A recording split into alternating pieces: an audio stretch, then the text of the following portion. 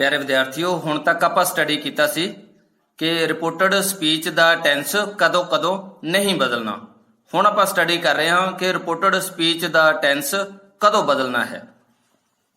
Reported speech दा tense change कदों करना है। तो प्यारे विद्यार्थियों, जेकर रिपोर्टिंग स्पीच दा टेंस पास्ट टेंस होवे अते रिपोर्टेड स्पीच विच कोई universal truth, habit, fact, historical truth, proverb दा वाक ना होवे तां रिपोर्टेड स्पीच दा टेंस हेठ लिखे अनुसार चेंज करना है। पहला नियम, प्रेजेंट इंडेफिनिट टेंस नूं बदलो पास्ट इंडेफिनिट टेंस विच। कहण दा भाव वर्ब दी पहली फॉर्म होवे जां पहली फॉर्म दे नाल एस जां ईएस होवे, उस नूं आपां बदल देना है वर्ब दी दूजी form which. J do does लग्या है उस नूं बदल देना है डिड जमा वर्ब दी पहली फॉर्म विच। उदाहरण, Ram said I go home.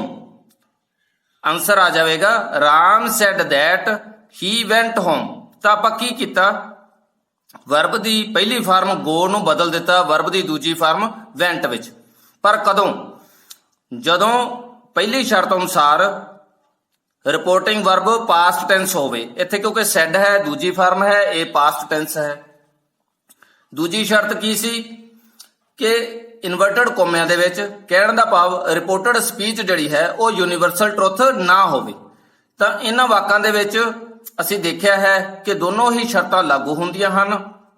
Reporting verb past tens ਵਿੱਚ ਹੈ ਅਤੇ ਇਨਵਰਟਡ ਕੋਮੇ ਦੇ ਵਿੱਚ ਕਹਿਣ ਦਾ ਭਾਵ ਰਿਪੋਰਟਡ ਸਪੀਚ ਜਿਹੜੀ ਹੈ ਉਹ ਯੂਨੀਵਰਸਲ ਟਰੁੱਥ ਨਹੀਂ ਹੈ। ਤਾਂ ਆਪਾਂ ਕੀ ਕਰਨਾ ਹੈ, ਪਹਿਲੀ ਫਾਰਮ ਨੂੰ ਬਦਲ ਦੇਣਾ ਹੈ ਦੂਜੀ ਫਾਰਮ ਵਿੱਚ।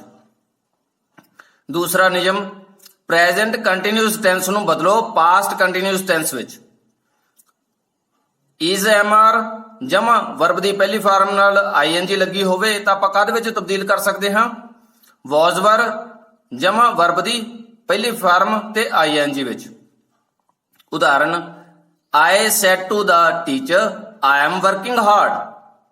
आंसर किया जाएगा I told the teacher that I was working hard.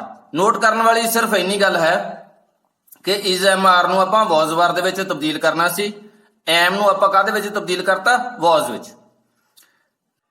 तीसरा नियम है, प्रेजेंट परफेक्ट टेंस नूं बदलो पास्ट परफेक्ट टेंस विच। कहण दा भाव हैज, हैव जमा तीजी फॉर्म होवे तां आपां की कर देना हैड जमा तीजी फॉर्म विच। उदाहरण, Ram said I have gone home. Answer किया जाएगा Ram said that he had gone home. तो आप की किया, हैव नूं बदल दिता हैड विच। इसे तरह ही चौथा नियम देखो, प्रेजेंट परफेक्ट कंटिन्यूस टेंस नूं बदलो पास्ट परफेक्ट कंटिन्यूस टेंस विच। कहण दा भाव हैज बीन होवे, हैव बीन होवे, वर्ब दी पहली फॉर्म नाल आईएनजी होवे, उस नूं आपां काहदे विच तब्दील करना है, हैड बीन जमा वर्ब दी पहली फॉर्म जमा आईएनजी विच। जेकर सिंस फॉर लग्या है तो आपां सिंस फॉर लगा देना है।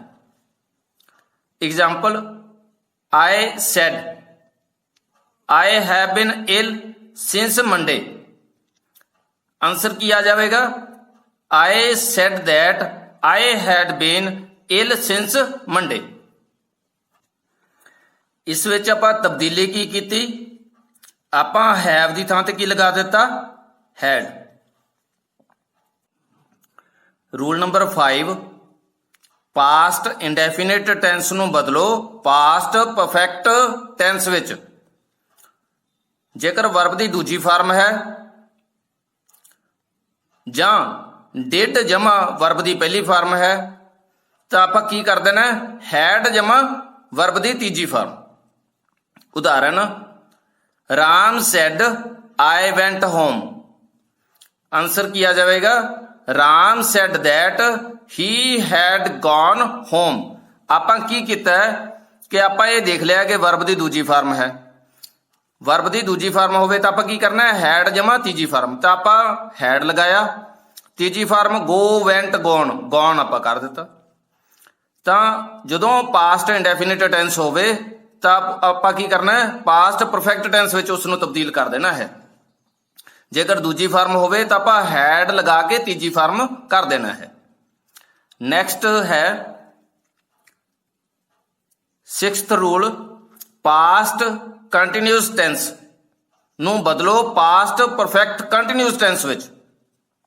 ਕਹਿਣ ਦਾ ਭਾਵ ਜੇਕਰ ਵਾਕ ਦੇ ਵਿੱਚ ਵਾਸ ਵਰ ਦੇ ਵਿੱਚੋਂ ਕੋਈ ਇੱਕ ਚੀਜ਼ ਦੇ ਨਾਲ ਆਈਐਨਜੀ ਵਾਲੀ ਫਾਰਮ ਹੋਵੇ ਤਾਂ ਆਪਾਂ ਕੀ ਕਰ ਦੇਣਾ, ਹੈਡ ਬੀਨ ਤੇ ਆਈਐਨਜੀ ਵਾਲੀ ਫਾਰਮ। ਉਦਾਹਰਨ ਦੇਖੋ, I said to him I was doing my duty. Answer ਕੀ ਆ ਜਾਵੇਗਾ, I told him that I had been doing my duty. ਤਾਂ ਆਪਾਂ ਕੀ ਕੀਤਾ, ਵਾਸ ਡੂਇੰਗ ਤੋਂ ਹੈਡ ਬੀਨ ਡੂਇੰਗ ਕਰ ਦਿੱਤਾ। ਤਾਂ ਪਿਆਰੇ ਵਿਦਿਆਰਥੀਓ, ਇਸੇ ਤਰ੍ਹਾਂ ਕੁਝ ਛੋਟੇ ਛੋਟੇ ਨਿਯਮ ਹੋਰ ਨੇ। ਇਜ਼ ਐਮਆਰ ਹੋਵੇ ਤਾਂ ਉਸ ਨੂੰ ਆਪਾਂ ਬਦਲ ਦੇਣਾ ਹੈ ਵਾਸ ਵਰ ਵਿੱਚ। ਉਦਾਹਰਨ, I said to the teacher I am sorry. I told the teacher that I was sorry. ਤਾਂ ਆਪਾਂ ਕੀ ਕੀਤਾ, ਐਮ ਨੂੰ ਵਾਸ ਵਰ ਦੇ ਵਿੱਚ ਤਬਦੀਲ ਕਰਨਾ ਸੀ ਤਾਂ ਵਾਸ ਕਰ ਦਿੱਤਾ। ਇਸੇ ਤਰ੍ਹਾਂ ਪਿਆਰੇ ਵਿਦਿਆਰਥੀਓ, ਹੈਜ਼ ਹੈਵ ਹੋਵੇ ਤਾਂ ਉਸ ਨੂੰ ਆਪਾਂ ਬਦਲ ਦੇਣਾ ਹੈ ਹੈਡ ਵਿੱਚ। ਕੈਨ ਨੂੰ ਕੁਡ ਵਿੱਚ, ਮੇ ਨੂੰ ਮਾਈਟ ਵਿੱਚ, ਵਿਲ ਸ਼ੈਲ ਹੋਵੇ ਤਾਂ ਆਪਾਂ ਉਸ ਨੂੰ ਵੁੱਡ ਦੇ ਵਿੱਚ ਚੇਂਜ ਕਰ ਦੇਣਾ ਹੈ। ਉਦਾਹਰਨ, Ram said I shall go home. Answer ਕੀ ਆ ਜਾਵੇਗਾ, Ram said that he would go home. ਤਾਂ ਪਿਆਰੇ ਵਿਦਿਆਰਥੀਓ, ਆਪਾਂ ਇਸ ਗੱਲ ਦਾ ਧਿਆਨ ਰੱਖਣਾ ਹੈ ਕਿ ਪਾਸਟ ਪਰਫੈਕਟ ਟੈਂਸ ਅਤੇ ਪਾਸਟ ਪਰਫੈਕਟ ਕੰਟੀਨਿਊਸ ਟੈਂਸ ਇਹ ਬਦਲਦੇ ਨਹੀਂ। ਦੂਸਰਾ ਧਿਆਨ ਇਹ ਰੱਖਣਾ ਹੈ, might, would, should, had to, had better, used to remain unchanged. ਕਹਿਣ ਦਾ ਭਾਵ ਮਾਈਟ ਹੋਵੇ, ਵੁੱਡ ਹੋਵੇ, ਸ਼ੁੱਡ ਹੋਵੇ, ਹੈਡ ਟੂ ਹੋਵੇ, ਹੈਡ ਬੈਟਰ ਹੋਵੇ, ਯੂਜ਼ਡ ਟੂ ਹੋਵੇ, ਜੇਕਰ ਇਹ ਵਾਕ ਦੇ ਵਿੱਚ ਆ ਜਾਂਦੇ ਨੇ ਤਾਂ ਇਹਨਾਂ ਦੇ ਵਿੱਚ ਆਪਾਂ ਕੋਈ ਵੀ ਤਬਦੀਲੀ ਨਹੀਂ ਕਰਨੀ। ਪੰਜਵਾਂ ਨਿਯਮ ਹੈ ਚੇਂਜ ਆਫ ਐਡਜੈਕਟਿਵਸ ਐਂਡ ਐਡਵਰਬਸ। ਪਿਆਰੇ ਵਿਦਿਆਰਥੀਓ, ਨੇੜਤਾ ਦਿਖਾਉਣ ਵਾਲੇ ਸ਼ਬਦਾਂ ਨੂੰ ਦੂਰੀ ਦਿਖਾਉਣ ਵਾਲੇ ਸ਼ਬਦਾਂ ਵਿੱਚ ਬਦਲੋ। ਨੰਬਰ 1, ਨਾਓ ਨੂੰ ਬਦਲੋ ਦੈਨ ਵਿੱਚ। ਇਸੇ ਤਰ੍ਹਾਂ ਦਿਸ ਨੂੰ ਦੈਟ ਵਿੱਚ, ਦੀਜ਼ ਨੂੰ ਦੋਜ਼ ਵਿੱਚ, ਕਮ ਨੂੰ ਗੋ ਵਿੱਚ, ਹੇਅਰ ਨੂੰ ਦੇਅਰ ਵਿੱਚ, ਐਗੋ ਨੂੰ ਬਿਫੋਰ ਵਿੱਚ। ਟੂਡੇ ਨੂੰ ਬਦਲੋ ਦੈਟ ਡੇ ਵਿੱਚ, 10 ਨੂੰ ਬਦਲੋ ਸੋ ਵਿੱਚ। ਇਸੇ ਤਰ੍ਹਾਂ ਟੂਮੋਰੋ ਨੂੰ ਬਦਲੋ ਦਾ ਨੈਕਸਟ ਡੇ ਵਿੱਚ, ਯੈਸਟਰਡੇ ਨੂੰ ਬਦਲੋ ਦਾ ਡੇ ਬਿਫੋਰ ਜਾਂ ਦਾ ਪ੍ਰੀਵੀਅਸ ਡੇ ਵਿੱਚ। ਇਸੇ ਤਰ੍ਹਾਂ ਪਿਆਰੇ ਵਿਦਿਆਰਥੀਓ, ਲਾਸਟ ਨਾਈਟ ਇਸ ਨੂੰ ਬਦਲ ਦੇਵੋ ਦਾ ਨਾਈਟ ਬਿਫੋਰ ਜਾਂ ਫਿਰ ਦਾ ਪ੍ਰੀਵੀਅਸ ਨਾਈਟ। ਨੈਕਸਟ ਹੈ ਟੂ ਨਾਈਟ, ਟੂ ਨਾਈਟ ਨੂੰ ਬਦਲ ਦੇਵੋ ਦੈਟ ਨਾਈਟ ਵਿੱਚ। ਪਿਆਰੇ ਵਿਦਿਆਰਥੀਓ, ਇਸ ਟੌਪਿਕ ਤੇ ਵੀ ਇੱਕ ਵੱਖਰੀ ਵੀਡੀਓ ਚੈਨਲ ਤੇ ਦੇਖ ਸਕਦੇ ਹੋ, ਡਿਟੇਲ ਵਿੱਚ ਸਮਝਾਇਆ ਗਿਆ ਹੈ। ਤੁਸੀਂ ਕੀ ਕਰਨਾ ਹੈ, Dinesh education and sports channel ਤੇ ਪਹੁੰਚਣਾ ਹੈ, ਫਿਰ ਪਲੇਲਿਸਟਸ ਤੇ ਆ ਜਾਓਗੇ, ਫਿਰ ਤੁਸੀਂ ਪਲੇਲਿਸਟ ਲੱਭ ਲੈਣੀ ਹੈ ਨਰੇਸ਼ਨ ਇਨ ਇੰਗਲਿਸ਼ ਗ੍ਰਾਮਰ। ਉਸ ਦੇ ਵਿੱਚ ਤੁਸੀਂ ਅਲੱਗ-ਅਲੱਗ ਵੀਡੀਓਜ਼ ਨੂੰ ਦੇਖ ਸਕਦੇ ਹੋ। Examples. Example number 1, Mohan said to me I have no time to talk to you now. Answer ਆ ਜਾਵੇਗਾ, Mohan told me that he had no time to talk to me then. ਤਾਂ ਪਿਆਰੇ ਵਿਦਿਆਰਥੀਓ, ਨਾਓ ਦਾ ਕੀ ਬਣਾ ਦਿੱਤਾ ਆਪਾਂ, ਦੈਨ। ਮੋਹਨ ਨੇ ਕਿਹਾ ਕਿ ਉਸ ਕੋਲ ਤਦ ਮੇਰੇ ਨਾਲ ਗੱਲ ਕਰਨ ਦਾ ਸਮਾਂ ਨਹੀਂ ਸੀ। ਨੈਕਸਟ ਹੈ, he said to you I have passed the test today. Answer ਆ ਜਾਵੇਗਾ, he told you that he had passed the test that day।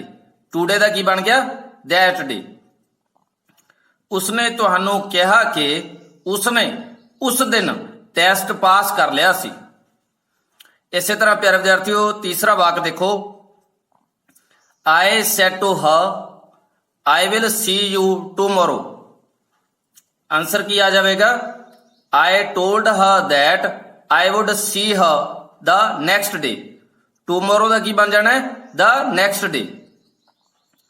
ਮੈਂ ਉਸਨੂੰ ਕਿਹਾ ਕਿ ਮੈਂ ਉਸਨੂੰ ਅਗਲੇ ਦਿਨ ਮਿਲਾਂਗਾ ਜਾਂ ਮਿਲਾਂਗੀ। ਫੋਰਥ ਸੈਂਟੈਂਸ ਹੈ he said I saw the Taj last year। Answer ਕੀ ਆ ਜਾਵੇਗਾ? he said that he had seen the Taj the previous year। last year ਦਾ ਕੀ ਬਣਾ ਦੇਣਾ ਆਪਾਂ? the previous year। ਉਸਨੇ ਕਿਹਾ ਕਿ ਉਸਨੇ ਪਿਛਲੇ ਸਾਲ ਤਾਜ ਦੇਖ ਲਿਆ ਸੀ। ਨੈਕਸਟ ਸੈਂਟੈਂਸ ਹੈ Ginni said the manager was out of station yesterday। Answer ਆ ਜਾਵੇਗਾ Ginni said that the manager had been out of station the previous day। yesterday ਨੂੰ ਕਿਸ ਦੇ ਵਿੱਚ ਆਪਾਂ ਤਬਦੀਲ ਕਰਨਾ ਹੈ? the previous day ਵਿੱਚ। ਗਿੰਨੀ ਨੇ ਕਿਹਾ ਕਿ ਉਹ ਮੈਨੇਜਰ ਪਿਛਲੇ ਦਿਨ ਤੋਂ ਬਾਹਰ ਗਿਆ ਹੋਇਆ ਸੀ। ਰੂਲ ਨੰਬਰ 6 ਇੰਪੈਰੇਟਿਵ ਸੈਂਟੈਂਸਸ ਨੂੰ ਬਦਲਣਾ। ਇੰਪੈਰੇਟਿਵ ਸੈਂਟੈਂਸਸ ਤਾਂ ਪਿਆਰੇ ਵਿਦਿਆਰਥੀਓ ਆਪਾਂ ਇੰਪੈਰੇਟਿਵ ਸੈਂਟੈਂਸਸ ਦੀ ਪਹਿਚਾਣ ਦੋ ਤਰੀਕੇ ਨਾਲ ਕਰ ਸਕਦੇ ਹਾਂ। ਨੰਬਰ 1 ਬਣਤਰ ਰਾਹੀਂ, ਨੰਬਰ 2 ਭਾਵਨਾ ਰਾਹੀਂ। ਨੰਬਰ 1 ਬਣਤਰ ਰਾਹੀਂ ਪਹਿਚਾਣ। ਜਿਹੜੇ ਵਾਕ ਵਰਬ ਦੀ ਪਹਿਲੀ ਫਾਰਮ ਨਾਲ ਸ਼ੁਰੂ ਹੋਣ ਜਾਂ ਪਹਿਲੀ ਫਾਰਮ ਤੋਂ ਪਹਿਲਾਂ ਪਲੀਜ਼ ਸ਼ਬਦ ਲੱਗਿਆ ਹੋਵੇ, ਅਜਿਹੇ ਵਾਕ ਨੂੰ ਇੰਪੈਰੇਟਿਵ ਸੈਂਟੈਂਸ ਕਹਿੰਦੇ ਹਨ। ਨੰਬਰ 2 ਭਾਵਨਾ ਰਾਹੀਂ ਪਹਿਚਾਣ। ਜਿਹੜੇ ਵਾਕਾਂ ਵਿੱਚ ਹੁਕਮ, ਬੇਨਤੀ, ਤਰਲਾ, ਸਿੱਖਿਆ ਜਾਂ ਕਿਸੇ ਗੱਲੋਂ ਮਨਾ ਕੀਤਾ ਗਿਆ ਹੋਵੇ, ਅਜਿਹੇ ਵਾਕਾਂ ਨੂੰ ਆਪਾਂ ਇੰਪੈਰੇਟਿਵ ਸੈਂਟੈਂਸਸ ਕਹਾਂਗੇ। ਇੰਪੈਰੇਟਿਵ ਸੈਂਟੈਂਸਸ ਮੁੱਖ ਰੂਪ ਦੇ ਵਿੱਚ 3 ਤਰ੍ਹਾਂ ਦੇ ਹੁੰਦੇ ਹਨ। Number A sentences of command, ਹੁਕਮ ਵਾਲੇ ਵਾਕ। Number B sentences of advice, ਸਿੱਖਿਆ ਵਾਲੇ ਵਾਕ। Number C sentences of request, ਬੇਨਤੀ ਵਾਲੇ ਵਾਕ। ਤਾਂ ਪਿਆਰੇ ਵਿਦਿਆਰਥੀਓ ਤੁਸੀਂ channel Dinesh education and sports ਤੇ ਬਹੁਤ ਸਾਰੀਆਂ ਵੀਡੀਓਜ਼ ਦੇਖ ਸਕਦੇ ਹੋ ਬਹੁਤ ਸਾਰੇ ਟੌਪਿਕਸ ਦੇ ਉੱਪਰ। ਪਿਆਰੇ ਵਿਦਿਆਰਥੀਓ ਇੰਪੈਰੇਟਿਵ ਸੈਂਟੈਂਸਸ ਨਾਲ ਸੰਬੰਧਿਤ ਨਿਯਮ। ਨੰਬਰ 1 ਹੁਕਮ ਹੋਵੇ ਤਾਂ ਆਰਡਰ ਜਾਂ ਕਮਾਂਡ, ਸਿੱਖਿਆ ਦਿੱਤੀ ਹੋਵੇ ਤਾਂ ਐਡਵਾਈਸ, ਬੇਨਤੀ ਕੀਤੀ ਗਈ ਹੋਵੇ ਤਾਂ ਰਿਕੁਐਸਟ, ਤਰਲਾ ਹੋਵੇ ਤਾਂ ਬੈਗ, ਕੋਈ ਪੇਸ਼ਕਸ਼ ਹੋਵੇ ਤਾਂ ਪ੍ਰਪੋਜ਼ਡ, ਕਿਸੇ ਗੱਲੋਂ ਮਨਾ ਕੀਤਾ ਗਿਆ ਹੋਵੇ ਤਾਂ ਫੋਰਬਿਡ ਸ਼ਬਦ ਦਾ ਪ੍ਰਯੋਗ ਕਰੋ। ਫੋਰਬਿਡ ਸ਼ਬਦ ਦੀ ਥਾਂ ਕੁਝ ਤਬਦੀਲੀਆਂ ਨਾਲ ਆਰਡਰ ਅਤੇ ਰਿਕੁਐਸਟ ਸ਼ਬਦ ਦਾ ਵੀ ਪ੍ਰਯੋਗ ਕੀਤਾ ਜਾ ਸਕਦਾ ਹੈ। ਜੇਕਰ ਇਹ ਪਤਾ ਨਾ ਲੱਗੇ ਕਿ ਹੁਕਮ ਹੈ ਜਾਂ ਬੇਨਤੀ ਹੈ ਜਾਂ ਸਿੱਖਿਆ ਤਾਂ ਆਸਕ ਸ਼ਬਦ ਦਾ ਪ੍ਰਯੋਗ ਕਰ ਸਕਦੇ ਹੋ। ਫੋਰਬਿਡ ਨਾਲ ਟੂ ਦੀ ਥਾਂ ਤੇ ਫਰੋਮ ਦੀ ਵਰਤੋਂ ਕੀਤੀ ਜਾ ਸਕਦੀ ਹੈ। ਨੰਬਰ 2 ਆਬਜੈਕਟ ਤੋਂ ਬਾਅਦ ਵਾਲਾ ਕੋਮਾ ਹਟਾ ਕੇ ਪਹਿਲਾਂ ਆਪਾਂ that ਲਗਾਉਂਦੇ ਸੀ, ਹੁਣ to ਲਗਾਓ। ਨੰਬਰ 3 ਨਾਂਵਾਚਕ ਵਾਕਾਂ ਵਿੱਚ ਆਪਾਂ to ਨੂੰ ਨੋਟ ਤੋਂ ਬਾਅਦ ਲਗਾ ਸਕਦੇ ਹਾਂ। ਨੰਬਰ 4 ਆਬਜੈਕਟ ਨਾ ਦਿੱਤਾ ਹੋਵੇ ਤਾਂ ਲੋੜ ਪੈਣ ਤੇ ਆਪਾਂ ਖੁਦ ਲਗਾ ਸਕਦੇ ਹਾਂ। ਉਦਾਹਰਨਾਂ। Number 1 The headmaster said to the peon, ring the bell। Answer the headmaster ordered the peon to ring the bell. ਮੁੱਖ ਅਧਿਆਪਕ ਨੇ ਚਪੜਾਸੀ ਨੂੰ ਘੰਟੀ ਵਜਾਉਣ ਦਾ ਹੁਕਮ ਦਿੱਤਾ। ਦੂਸਰਾ ਵਾਕ ਹੈ he said to me please wait here till I return। Answer he requested me to wait there he returned till। ਉਸਨੇ ਮੈਨੂੰ ਬੇਨਤੀ ਕੀਤੀ ਕਿ ਮੈਂ ਉੱਥੇ ਉਸਦੀ ਉਨੀ ਦੇਰ ਤੱਕ ਉਡੀਕ ਕਰਾਂ ਜਿੰਨੀ ਦੇਰ ਉਹ ਵਾਪਸ ਨਹੀਂ ਆਉਂਦਾ। ਤੀਸਰਾ ਸੈਂਟੈਂਸ ਹੈ I said to him work hard if you want to get a prize। Answer I advised him to work hard if he wanted to get a prize। ਮੈਂ ਉਸਨੂੰ ਸਿੱਖਿਆ ਦਿੱਤੀ ਕਿ ਜੇਕਰ ਉਹ ਇਨਾਮ ਪ੍ਰਾਪਤ ਕਰਨਾ ਚਾਹੁੰਦਾ ਸੀ ਤਾਂ ਸਖਤ ਮਿਹਨਤ ਕਰੇ। ਨੈਕਸਟ ਸੈਂਟੈਂਸ ਹੈ The thief said to the magistrate pardon me this time sir। Answer the thief begged the magistrate to pardon him that time। ਉਸ ਚੋਰ ਨੇ ਤਰਲਾ ਲੈਂਦੇ ਹੋਏ ਜੱਜ ਸਾਹਿਬ ਨੂੰ ਕਿਹਾ ਸੀ ਕਿ ਉਹ ਉਸ ਨੂੰ ਉਸ ਵਾਰ ਮਾਫ ਕਰ ਦੇਣ। ਪੰਜਵਾਂ ਵਾਕ ਹੈ The gardener said to the boys don't pluck the flowers। Answer the gardener forbade the boys from plucking the flowers। Sixth sentence है The commander said to the soldiers don't be afraid of the enemy move forward। Answer the commander commanded the soldiers not to be afraid of enemy and to move forward। ਪਿਆਰੇ ਵਿਦਿਆਰਥੀਓ ਇੱਥੇ to ਦਾ ਪ੍ਰਯੋਗ 2 ਵਾਰ ਹੋਇਆ ਹੈ। Commander ਨੇ ਸਿਪਾਹੀਆਂ ਨੂੰ ਦੁਸ਼ਮਣ ਤੋਂ ਨਾ ਡਰਨ ਦਾ ਅਤੇ ਅੱਗੇ ਵਧਣ ਦਾ ਹੁਕਮ ਦਿੱਤਾ। ਪਿਆਰੇ ਵਿਦਿਆਰਥੀਓ ਆਪਾਂ ਦੇਖਿਆ ਕਿ said to ਦੀ ਥਾਂ ਤੇ ਕਦੇ ਆਰਡਰਡ ਲੱਗਿਆ, ਕਦੇ ਰਿਕੁਐਸਟਡ ਲੱਗਿਆ, ਕਦੇ ਐਡਵਾਈਜ਼ਡ ਲੱਗਿਆ, ਕਦੇ ਬੈਗਡ ਲੱਗਿਆ।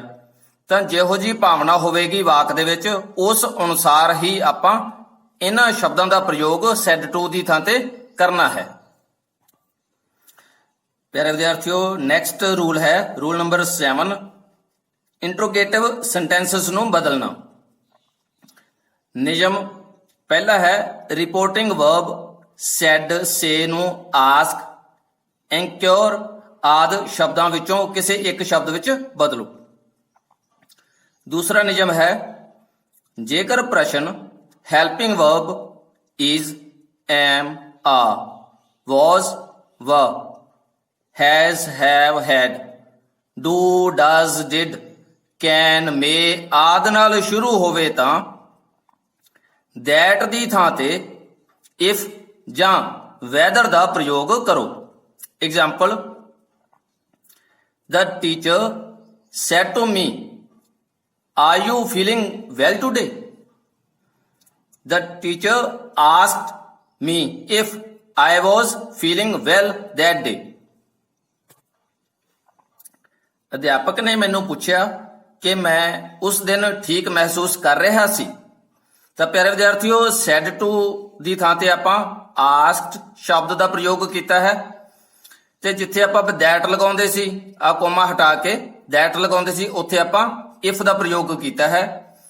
ਨਾਲੋਂ ਨਾਲ ਇਹ ਵੀ ਨੋਟ ਕਰੋ ਕਿ ਆਪਾਂ ਜਿਹੜਾ ਪ੍ਰਸ਼ਨ ਚਿੰਨ ਵਾਕ ਵਿੱਚ ਆਵੇਗਾ ਉਸ ਨੂੰ ਹਟਾ ਦੇਣਾ ਹੈ, ਉਹਦੀ ਥਾਂ ਤੇ ਫੁੱਲ ਸਟਾਪ ਲਗਾਇਆ ਹੈ। ਨੋਟ ਹੈ ਤੁਹਾਡੇ ਲਈ ਇੱਥੇ ਪ੍ਰਸ਼ਨ ਨਹੀਂ ਪੁੱਛਿਆ ਜਾ ਰਿਹਾ ਬਲਕਿ ਪੁੱਛੇ ਗਏ ਪ੍ਰਸ਼ਨ ਦੀ ਸਮਰੀ ਵਰਣਨ ਕੀਤੀ ਗਈ ਹੈ, ਇਸ ਲਈ ਪ੍ਰਸ਼ਨ ਚਿੰਨ੍ਹ ਨਹੀਂ ਲਗਾਇਆ ਗਿਆ। ਪਿਆਰੇ ਵਿਦਿਆਰਥੀਓ ਇਸ ਤਰ੍ਹਾਂ ਦੇ ਵਾਕਾਂ ਨੂੰ ਆਪਾਂ 2 ਤਰੀਕਿਆਂ ਨਾਲ ਹੱਲ ਕਰ ਸਕਦੇ ਹਾਂ। ਪਹਿਲਾ ਤਰੀਕਾ ਹੈ ਅਸਿੱਧਾ ਤਰੀਕਾ ਜਾਂ ਇਨਡਾਇਰੈਕਟ ਮੈਥਡ। ਉਸ ਦੇ ਵਿੱਚ ਆਪਾਂ ਕੀ ਕਰਦੇ ਹਾਂ ਰਿਪੋਰਟਡ ਸਪੀਚ ਦੇ ਵਾਕ ਨੂੰ ਰਫ ਵਿੱਚ ਪ੍ਰਸ਼ਨ ਰਹਿਤ ਕਰ ਲਓ। ਫਿਰ ਉਸ ਦਾ ਉਸੇ ਤਰ੍ਹਾਂ ਇਨਡਾਇਰੈਕਟ ਨਰੇਸ਼ਨ ਬਣਾ ਦਿਓ ਜਿਵੇਂ ਆਪਾਂ ਪਹਿਲਾਂ ਬਣਾਉਂਦੇ ਹਾਂ। ਇਸ ਤੋਂ ਬਾਅਦ ਵਾਕ ਨੂੰ ਸਹੀ ਥਾਂ ਤੇ ਲਿਖ ਦਿਓ। ਉੱਪਰ ਦਿੱਤੀ ਉਦਾਹਰਨ ਵਿੱਚ ਵਾਕ ਸੀ are you feeling well today. ਪ੍ਰਸ਼ਨ ਰਹਿਤ ਕਰੋ, ਆਰ ਯੂ ਦੀ ਥਾਂ ਤੇ ਯੂ ਆਰ ਕਰ ਦੋ ਤਾਂ ਪ੍ਰਸ਼ਨ ਰਹਿਤ ਕਰ ਲਿਆ, you are feeling well today. ਹੁਣ ਸਾਡੇ ਲਈ ਵਾਕ ਸੌਖਾ ਹੋ ਗਿਆ। ਇਸ ਦਾ ਆਪਾਂ ਇਨਡਾਇਰੈਕਟ ਨਰੇਸ਼ਨ ਬਣਾ ਸਕਦੇ ਹਾਂ। ਇਨਡਾਇਰੈਕਟ ਨਰੇਸ਼ਨ ਬਣਾਓ। ਇਸ ਦਾ ਇਨਡਾਇਰੈਕਟ ਨਰੇਸ਼ਨ ਬਣ ਜਾਵੇਗਾ I was feeling well that day. Answer ਵਾਲੀ ਥਾਂ ਤੇ ਇਸ ਵਾਕ ਨੂੰ ਲਿਖ ਦਿਓ। ਪਿਆਰੇ ਵਿਦਿਆਰਥੀਓ, ਦੂਜਾ ਤਰੀਕਾ ਹੈ ਸਿੱਧਾ ਤਰੀਕਾ, ਡਾਇਰੈਕਟ ਮੈਥਡ, ਜਿਸ ਤਰ੍ਹਾਂ ਅਸੀਂ ਪੇਪਰਾਂ ਦੇ ਵਿੱਚ ਕਰਦੇ ਹਾਂ।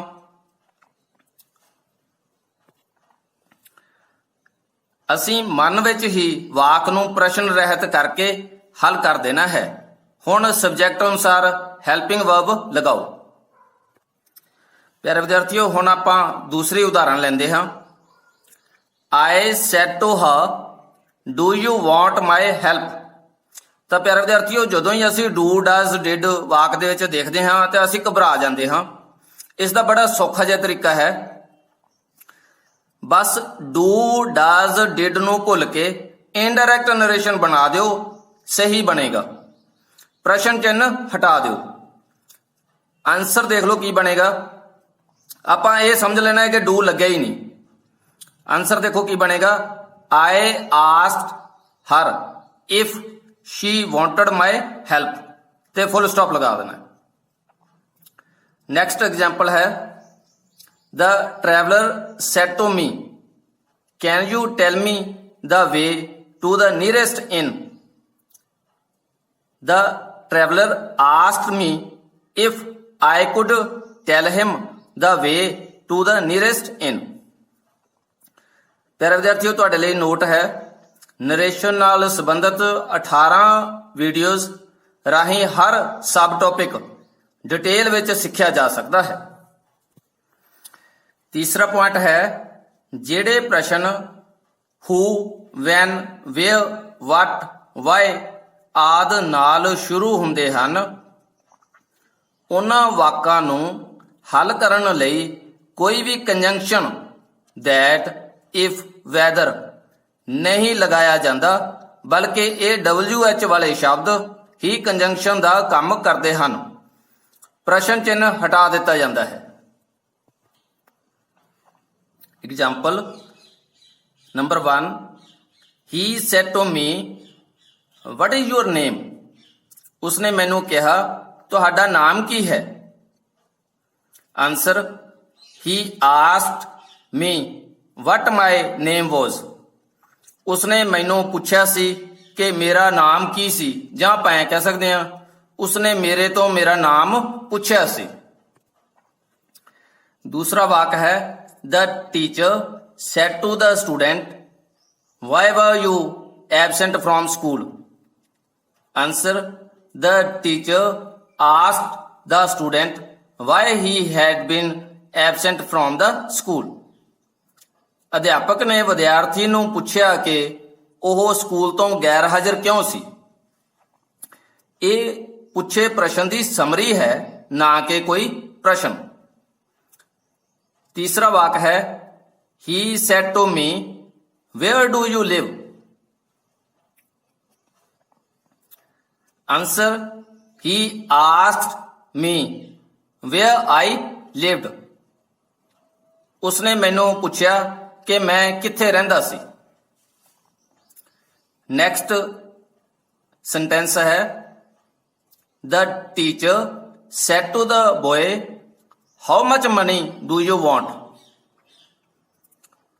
The teacher asked the boy how much money he wanted. ਅਧਿਆਪਕ ਨੇ ਮੁੰਡੇ ਨੂੰ ਪੁੱਛਿਆ ਕਿ ਉਹ ਕਿੰਨੇ ਪੈਸੇ ਚਾਹੁੰਦਾ ਸੀ।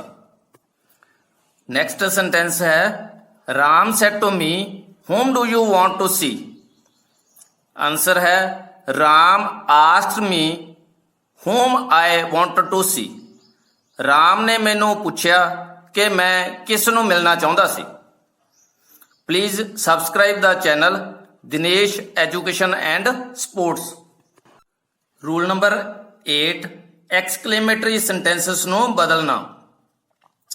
ਐਕਸਕਲੇਮੇਟਰੀ ਸੈਂਟੈਂਸਸ ਜਿਹੜੇ ਵਾਕਾਂ ਵਿੱਚ ਆਮ ਨਾਲੋਂ ਜ਼ਿਆਦਾ ਦੁੱਖ ਖੁਸ਼ੀ ਵਿਅਕਤ ਕੀਤੀ ਗਈ ਹੋਵੇ ਅਜਿਹੇ ਵਾਕਾਂ ਨੂੰ ਹੈਰਾਨੀਜਨਕ ਵਾਕ ਜਾਂ ਐਕਸਕਲੇਮੇਟਰੀ ਸੈਂਟੈਂਸਸ ਕਹਿੰਦੇ ਹਨ। ਇਹ ਦੁੱਖ ਅਤੇ ਸੁੱਖ ਯਾਨੀ ਕਿ ਖੁਸ਼ੀ ਦੇ ਭਾਵ ਅਚਾਨਕ ਪੈਦਾ ਹੁੰਦੇ ਹਨ। A sentence is called exclamatory sentence if it expresses a sudden feeling or a strong emotion। Rules ਕਿਹੜੇ ਨੇ? ਨੰਬਰ 1 ਆਬਜੈਕਟ ਤੋਂ ਬਾਅਦ ਵਾਲਾ ਕੋਮਾ ਹਟਾ ਕੇ that ਲਗਾਓ। ਨੰਬਰ 2 ਸ਼ਬਦ ਜਿਵੇਂ ਹਰਰਾ ਅਲਾਸ ਬ੍ਰੈਵੋ ਆਦਿ ਸ਼ਬਦ ਹਟਾ ਦਿਓ। ਨੰਬਰ 3 ਖੁਸ਼ੀ ਵੇਲੇ ਐਕਸਕਲੇਮਡ ਵਿਦ ਜੋਏ, ਦੁੱਖ ਵੇਲੇ ਐਕਸਕਲੇਮਡ ਵਿਦ ਸੋਰੋ, ਸਿਰਫ ਹੈਰਾਨੀ ਵੇਲੇ ਐਕਸਕਲੇਮਡ, ਪਛਤਾਵੇ ਵੇਲੇ ਐਕਸਕਲੇਮਡ ਵਿਦ ਰੀਗ੍ਰੈਟ ਲਗਾਓ। ਨੰਬਰ 4 ਹੈਰਾਨੀਜਨਕ ਚਿੰਨ੍ਹ ਜਿਹੜਾ ਇਹ ਚਿੰਨ੍ਹ ਹੈ ਹੈਰਾਨੀਜਨਕ ਚਿੰਨ੍ਹ ਸਾਈਨ ਆਫ ਐਕਸਕਲੇਮੇਸ਼ਨ ਹਟਾ ਦਿਓ ਅਤੇ ਵਾਕ ਦੇ ਅੰਤ ਤੇ ਫੁੱਲ ਸਟਾਪ ਲਗਾਓ। Examples number 1 the players said hurrah we have won the match। Answer the players exclaimed with joy that they had won the match। ਖਿਡਾਰੀਆਂ ਨੇ ਖੁਸ਼ੀ ਅਤੇ ਹੈਰਾਨੀ ਨਾਲ ਕਿਹਾ ਕਿ ਉਹ ਮੈਚ ਜਿੱਤ ਗਏ ਸੀ। ਜਦੋਂ ਖੁਸ਼ੀ ਦਿਖਾਣੀ ਹੈ exclaimed with joy। दूसरा सेंटेंस है the old man said alas my only son is dead। Answer the old man exclaimed with sorrow that his only son was dead। ਬੁੱਢੇ ਆਦਮੀ ਨੇ ਦੁੱਖ ਭਰੀ ਹੈਰਾਨੀ ਨਾਲ ਕਿਹਾ ਕਿ ਉਸ ਦਾ ਇਕਲੌਤਾ ਪੁੱਤਰ ਮਰ ਗਿਆ ਸੀ।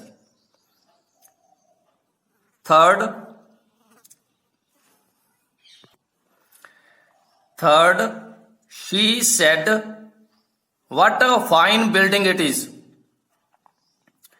ਇੱਥੇ what ਸ਼ਬਦ ਦਾ ਪ੍ਰਯੋਗ ਪ੍ਰਸ਼ਨ ਪੁੱਛਣ ਲਈ ਨਹੀਂ ਕੀਤਾ ਗਿਆ ਬਲਕਿ ਹੈਰਾਨੀ ਪ੍ਰਗਟ ਕਰਨ ਲਈ ਕੀਤਾ ਗਿਆ ਹੈ।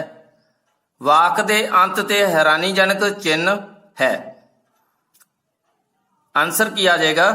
she exclaimed that it was a very fine building। ਉਸਨੇ ਹੈਰਾਨੀ ਪ੍ਰਗਟ ਕਰਦੇ ਹੋਏ ਕਿਹਾ ਕਿ ਇਹ ਬਹੁਤ ਹੀ ਵਧੀਆ ਇਮਾਰਤ ਹੈ। Next sentence 4th the teacher said ah what a foolish man I had to deal with। Answer the teacher exclaimed with regret that he had to deal with a very foolish man। ਅਧਿਆਪਕ ਨੇ ਪਛਤਾਵੇ ਭਰੀ ਹੈਰਾਨੀ ਨਾਲ ਕਿਹਾ ਕਿ ਉਸ ਦਾ ਬਹੁਤ ਮੂਰਖ ਬੰਦੇ ਨਾਲ ਵਾਹ ਪੈ ਗਿਆ ਸੀ। ਰੂਲ ਨੰਬਰ 9 ਆਪਟੇਟਿਵ ਸੈਂਟੈਂਸਸ ਨੂੰ ਬਦਲਣਾ। ਆਪਟੇਟਿਵ ਸੈਂਟੈਂਸਸ ਇੱਛਾ ਸੂਚਕ ਵਾਕ ਜਿਹੜੇ ਵਾਕਾਂ ਵਿੱਚ ਪ੍ਰਮਾਤਮਾ ਅੱਗੇ ਪ੍ਰਾਰਥਨਾ ਕੀਤੀ ਗਈ ਹੋਵੇ, ਸ਼ੁਭ ਇੱਛਾ ਪ੍ਰਗਟ ਕੀਤੀ ਗਈ ਹੋਵੇ, ਆਸ਼ੀਰਵਾਦ ਦਿੱਤਾ ਗਿਆ ਹੋਵੇ, ਬਦ ਅਸੀਸ ਦਿੱਤੀ ਗਈ ਹੋਵੇ, ਨਮਸਤੇ ਸਤਿ ਸ਼੍ਰੀ ਅਕਾਲ ਗੁੱਡ ਮਾਰਨਿੰਗ ਆਦਿ ਕਹੀ ਗਈ ਹੋਵੇ ਅਜਿਹੇ ਵਾਕਾਂ ਨੂੰ ਪੰਜਾਬੀ ਵਿੱਚ ਇੱਛਾ ਸੂਚਕ ਵਾਕ ਕਹਿੰਦੇ ਹਨ ਅਤੇ ਅੰਗਰੇਜ਼ੀ ਵਿੱਚ ਆਪਟੇਟਿਵ ਸੈਂਟੈਂਸਸ ਕਹਿੰਦੇ ਹਨ। ਨਿਯਮ ਕੀ ਹੈ? ਨੰਬਰ 1 ਆਬਜੈਕਟ ਤੋਂ ਬਾਅਦ ਲੱਗੇ ਕੋਮੇ ਨੂੰ ਹਟਾ ਕੇ that ਲਗਾਉਣਾ ਹੈ। ਨੰਬਰ 2 ਪ੍ਰਮਾਤਮਾ ਅੱਗੇ ਕੀਤੀ ਪ੍ਰਾਰਥਨਾ ਲਈ ਸ਼ਬਦ ਪ੍ਰੇ, ਸ਼ੁਭ ਇੱਛਾ ਹੋਵੇ ਤਾਂ ਸ਼ਬਦ ਵਿਸ਼, ਅਲਵਿਦਾ ਲਈ ਜਾਂ ਵਿਦਾ ਹੋਣ ਲਈ ਬੇਡ, ਆਸ਼ੀਰਵਾਦ ਲਈ ਬਲੈਸ, ਬਦਵਾ ਬਦ ਅਸੀਸ ਜਾਂ ਸ਼ਰਾਪ ਲਈ ਕਰਸ ਆਦਿ ਸ਼ਬਦਾਂ ਦਾ ਪ੍ਰਯੋਗ ਕਰੋ ਸੈਡ ਦੀ ਥਾਂ ਤੇ। ਤੀਸਰਾ ਨਿਯਮ ਹੈ ਵਾਕ ਦੇ ਅੰਤ ਤੇ ਫੁੱਲ ਸਟਾਪ ਲਗਾਓ। Examples, number 1, the beggar said, may you live long. The beggar prayed that I might live long. ਭਿਖਾਰੀ ਨੇ ਪ੍ਰਾਰਥਨਾ ਕੀਤੀ ਕਿ ਮੇਰੀ ਉਮਰ ਲੰਮੀ ਹੋਵੇ। Second, he said to her, may you succeed. Answer, he wished that she might succeed. ਉਸਨੇ ਸ਼ੁਭ ਇੱਛਾ ਜਤਾਈ ਕਿ ਉਹ ਸਫਲ ਹੋਵੇ। Third sentence, Prem said to me, good morning sir. Prem respectfully wished me good morning. ਪ੍ਰੇਮ ਨੇ ਸਤਿਕਾਰ ਨਾਲ ਸ਼ੁਭ ਇੱਛਾ ਪ੍ਰਗਟ ਕਰਦੇ ਹੋਏ ਮੈਨੂੰ ਸ਼ੁਭ ਸਵੇਰ ਕਿਹਾ। ਪਿਆਰੇ ਵਿਦਿਆਰਥੀਓ, ਨੋਟ ਕੀ ਹੈ, ਰਿਸਪੈਕਟਫੁਲੀ ਸ਼ਬਦ ਲਗਾਉਣਾ ਜ਼ਰੂਰੀ ਨਹੀਂ, ਇਹ ਤੁਹਾਡੀ ਮਰਜ਼ੀ ਹੈ। ਇੱਕ ਬੇਨਤੀ ਹੈ, ਕਿਰਪਾ ਕਰਕੇ channel Dinesh education and sports ਨੂੰ ਸਬਸਕ੍ਰਾਈਬ ਕਰ ਲਓ ਜੀ ਤੇ ਅਨੇਕਾਂ ਟੌਪਿਕਸ ਤੇ ਵੀਡੀਓ ਦੇਖੋ ਜੀ। Fourth example, mother said to me, may you live ਲੌਂਗ।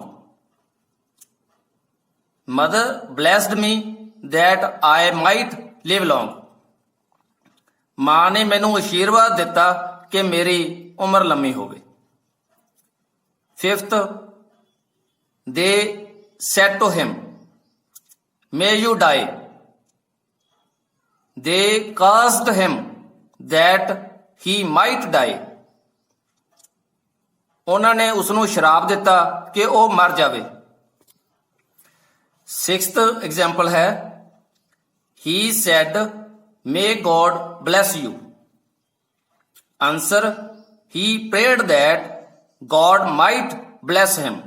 ਇੱਥੇ ਆਪਾਂ him ਦੀ ਥਾਂ ਤੇ her, me, them ਆਦਿ ਸ਼ਬਦ ਵੀ ਲਗਾ ਸਕਦੇ ਹਾਂ, ਕਿਉਂਕਿ ਆਪਾਂ ਕਲਪਨਾ ਕਰਦੇ ਹਾਂ ਕਿ ਇੱਥੇ he said to him, he said to me, he said to them, ਤਾਂ ਆਪਾਂ ਆਪਣੇ ਕੋਲੋਂ ਆਬਜੈਕਟ ਦੀ ਕਲਪਨਾ ਕਰਦੇ ਹਾਂ ਤੇ ਕਲਪਨਾ ਜਿਹੋ ਜੀ ਕਰਾਂਗੇ ਉਹੋ ਜਿਹਾ ਆਪਾਂ ਸ਼ਬਦ ਇੱਥੇ ਲਗਾ ਸਕਦੇ ਹਾਂ। ਉਸਨੇ ਪ੍ਰਾਰਥਨਾ ਕੀਤੀ ਕਿ ਪ੍ਰਮਾਤਮਾ ਉਸ ਦਾ ਭਲਾ ਕਰੇ। ਨੈਕਸਟ ਐਗਜ਼ਾਮਪਲ ਹੈ, she said to me good bye. Answer ਹੈ she bade me good bye. ਤੁਹਾਡੇ ਲਈ ਨੋਟ ਹੈ, ਬੇਡ ਸ਼ਬਦ ਵੇਲੇ that ਨਾ ਲਗਾਓ। ਉਸਨੇ ਮੈਨੂੰ ਅਲਵਿਦਾ ਕਹੀ। ਨੈਕਸਟ ਸੈਂਟੈਂਸ ਹੈ, the leader said, farewell my friends.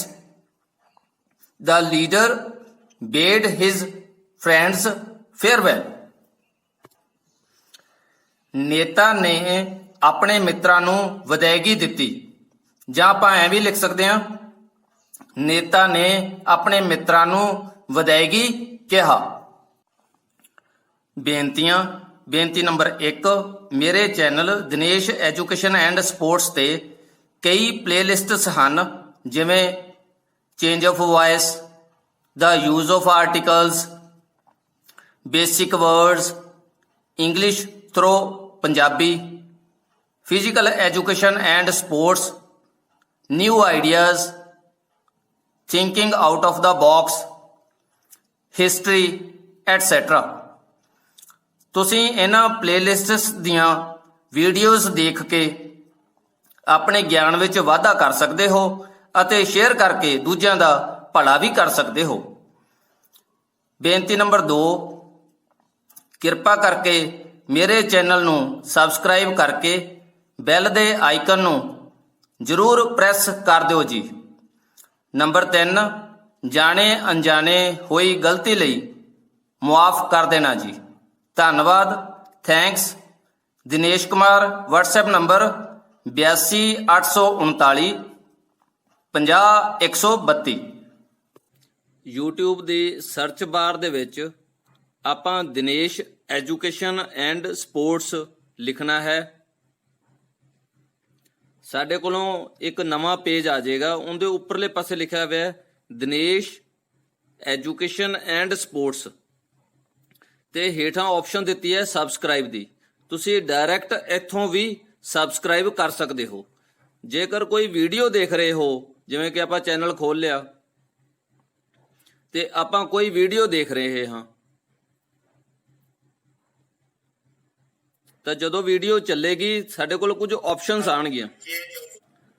ਤਾਂ ਸਾਡੇ ਕੋਲ ਆਪਸ਼ਨਸ ਆ ਗਈਆਂ, ਇੱਥੇ ਜਿੱਥੇ ਫੋਟੋ ਲੱਗੀ ਹੈ ਹੇਠਾਂ ਦਿਨੇਸ਼ ਐਜੂਕੇਸ਼ਨ ਐਂਡ ਸਪੋਰਟਸ ਲਿਖਿਆ ਹੋਇਆ ਹੈ, ਇਹਦੇ ਨਾਲ ਆ ਸਬਸਕ੍ਰਾਈਬ ਦਾ ਬਟਨ ਹੈ। ਤੁਸੀਂ ਸਬਸਕ੍ਰਾਈਬ ਦਾ ਬਟਨ ਨੱਪ ਲੈਣਾ ਇਸ ਨੂੰ, ਤੇ ਤੁਹਾਡੇ ਕੋਲ 3 ਆਪਸ਼ਨਸ ਆਉਣਗੀਆਂ। ਜਦੋਂ ਇਸ ਨੂੰ ਆਪਾਂ ਨੱਪਾਂਗੇ ਤਾਂ 3 ਆਪਸ਼ਨਸ ਆਉਣਗੀਆਂ, ਉਹਦੇ ਉੱਪਰ ਲਿਖਿਆ ਹੋਇਆ ਆਲ, ਤਾਂ ਆਲ ਦੀ ਆਪਸ਼ਨ ਜਿਹੜੀ ਹੈ ਉਹ ਤੁਸੀਂ ਜ਼ਰੂਰ ਪ੍ਰੈਸ ਕਰ ਦੇਣੀ ਹੈ, ਤਾਂ ਕਿ ਤੁਹਾਨੂੰ ਹਰ ਨਵੀਂ ਵੀਡੀਓ ਦਾ ਸੁਨੇਹਾ ਲੱਗ ਜਾਇਆ ਕਰੇ। ਸਬਸਕ੍ਰਾਈਬ ਕਰਨ ਲਈ ਤੇ ਵੀਡੀਓਜ਼ ਸ਼ੇਅਰ ਕਰਨ ਲਈ ਤੁਹਾਡਾ ਬਹੁਤ ਬਹੁਤ ਧੰਨਵਾਦ।